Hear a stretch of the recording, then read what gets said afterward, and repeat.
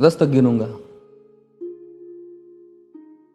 राम लिखते ही, पढ़ते ही, सुनते ही, देखते ही या दिखते ही मन में जो पहला विचार आता है उसे बांध कर रखिए। पूछूंगा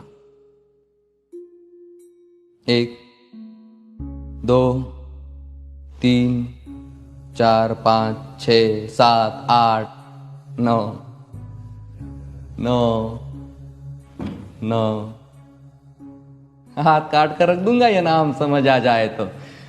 कितनी दिक्कत होगी पता है राम समझ आ जाए तो।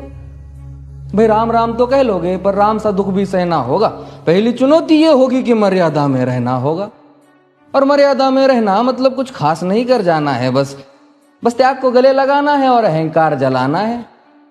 अब अपने राम लला के खातिर इतना ना कर पाओगे और शबरी का जूठा खाओगे तो पुरुषोत्तम कहलाओगे। काम क्रोध के भीतर रहकर तुमको शीतल बनना होगा। बुद्ध भी जिसकी इच्छाओं में बैठे वैसा पीपल बनना होगा ये सब कुछ, और वो भी शून्य में रहकर प्यारे। तब ही तुमको पता चलेगा कि कितने अद्भुत राम हमारे। सोच रहे हो कौन हूं मैं? चलो बता ही देता हूं। तुमने ही तो नाम दिया था मैं पागल कहलाता हूं। नया नया हूं यहाँ पे तो ना पहले किसी को देखा है। वैसे तो हूं त्रेता से, मुझे कृष्ण किसी ने कलयुग भेजा है। भाई बात वहां तक फैल गई है कि यहाँ कुछ तो मंगल होने को है कि भरत से भारत हुए राज में सुना है राम जी आने को है। बड़े भाग्यशाली हो तुम सब। नहीं, वहां पे सब यही कहते हैं कि हम तो राम राज्य में रहते थे पर इन सब में राम रहते हैं। यानी तुम सब में राम का अंश छुपा है। मतलब वो तुम में आते हैं रहने। सच है या फिर गलत खबर? अगर सच्ची है तो क्या कहने। तो सबको राम पता ही होगा, घर के बड़ों ने बताया होगा। तो बताओ फिर कि क्या है राम। बताओ फिर कि क्या है राम। बताओ। अरे पता है तुमको क्या है राम?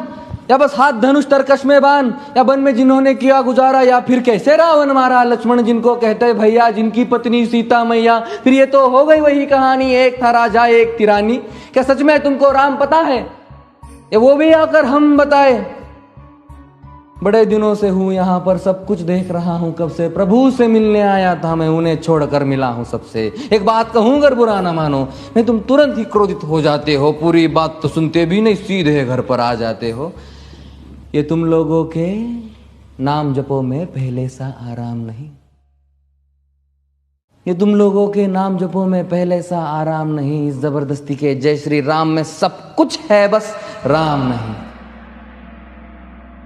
ये राजनीति का दाया बाया जितना मर्जी खेलो तुम। दाया बाया, अरे दाया बाया ये तुम्हारी वर्तमान प्रादेशिक भाषा में क्या कहते हो उसे? हाँ वो लेफ्ट एंड राइट। ये राजनीति का दाया बाया जितना मर्जी खेलो तुम चेतावनी को, लेकिन मेरी अपने जहन में डालो तुम। निजी स्वार्थ के खातिर अगर कोई राम नाम को गाता हो तो खबरदार अगर जुर्रत की और मेरे राम को बांटा तो। भारत भू का कवि हूं मैं, तभी निडर हो कहता हूं राम है मेरी हर रचना में। मैं बजरंग में रहता हूं, भारत की नींव है कविताएं और सत्य हमारी बातों में। तभी कलम हमारी तीखी और साहित्य हमारे हाथों में। तो सोच समझ कर राम कहो तुम। ये बस आतिश का नारा नहीं, जब तक राम हृदय में नहीं तुमने राम पुकारा नहीं। रामकृष्ण की प्रतिभा पर पहले भी खड़े सवाल हुए। ये लंका और ये कुरुक्षेत्र यूं ही नहीं थे लाल हुए। अरे प्रसन्न हंसना भी है और पल पल रोना भी है राम। सब कुछ पाना भी है और सब पाकर खोना भी है राम।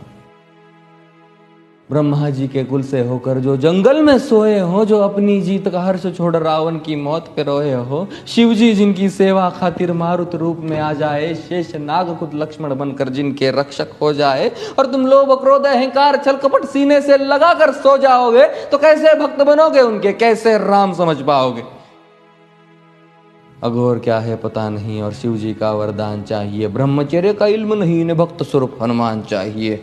भगवा क्या है पता, लहराना सबको होता है पर भगवा क्या है वो जाने जो भगवा ओढ़ के सोता है। राम से मिलना, राम से मिलना, राम से मिलना है ना तुमको? निश्चित मंदिर जाना होगा पर उससे पहले भीतर जा संग अपने राम को लाना होगा। जय सिया राम। और हाँ, अवधपुरी का उत्सव है, कोई कसर नहीं, सब खूब मनाना। मेरे प्रभु है आने वाले, रथ को उनके खूब सजाना।